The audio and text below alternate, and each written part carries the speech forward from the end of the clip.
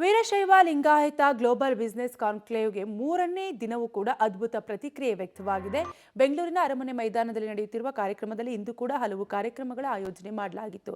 ಕೃಷಿ, ಆರೋಗ್ಯ, family business, khadi ವ್ಯಾಪಾರ ಸೇರಿದಂತೆ ಹಲವು ವಿಚಾರಗಳ ಸಂವಾದ ಆಯೋಜನೆ ಮೂಲಕ ಮಾಹಿತಿ ನೀಡಲಾಯಿತು. 250ಕ್ಕೂ ಹೆಚ್ಚು ಸ್ಟಾಲ್ಗಳು ಕೂಡ ಇದೆ. ನಾಳೆ ಕೊನೆಯ ದಿನವಾಗಿದ್ದು ನಾಳೆ ಕೂಡ ಹಲವು ಕಾರ್ಯಕ್ರಮಗಳು ನಡೆಯಲಿವೆ. Dr. Patil Avara expanded its research outreach, secured external funding and emphasized real authoring numerous scientific publications. Dr. Patil Avara expanded its research ವಿಶ್ವವಿದ್ಯಾಲಯದಲ್ಲಿ ಪ್ರಾಧ್ಯಾಪಕನಾಗಿ ಈಗ ಇಂಟರ್ನ್ಯಾಷನಲ್ ಲಿಂಗಾಯತ್ ಯೂತ್ ಫೋರಂ ಆಯೋಜನೆ ಮಾಡಿರುವ ಈ 4 ದಿನಗಳ ಕಾರ್ಯಕ್ರಮ ಇವತ್ತು ಇದು 3ನೇ ದಿನದ ಕಾರ್ಯಕ್ರಮ. ನಿನ್ನೆ ಸಾಕಷ್ಟು 250ಕ್ಕೂ ಹೆಚ್ಚು ಬಿಸ್ನೆಸ್ ಸ್ಟಾಲ್ಸ್ಗಳನ್ನ ಆಯೋಜನೆ ಮಾಡಲಾಗಿದೆ. ಇದರಲ್ಲಿ ಹಪ್ಪಳ ಮಾರೋರಿಂದ ಹಿಡಿದು ಏರೋಪ್ಲೇನ್ ಮಾರೋವರೆಗೂ ಎಲ್ಲರಿಗೂ ಸಮಾನವಾಗಿ ನಾವು ಒಂದು ಬಿಸ್ನೆಸ್ ಆಪರ್ಚುನಿಟಿ ಕೊಡಬೇಕು ಅಂತ ಹೇಳ್ಬಿಟ್ಟು ಆ ಸ್ಟಾಲ್ ಓನರ್ಸ್ಗೆ ಬಿಸ್ನೆಸ್ ಓನರ್ಸು ಅವರ ಎಕ್ಸಿಬಿಷನ್ ಮಾಡ್ತಾ ಇದ್ದಾರೆ. ನಾವು ಇದು 4ನೇ ಆವೃತ್ತಿ ಕಾರ್ಯಕ್ರಮ. ಇದೇ ರೀತಿ 2023ರಲ್ಲಿ ನಡೆದಿದೆ, 24, 25ರಲ್ಲಿ ನಡೀತು.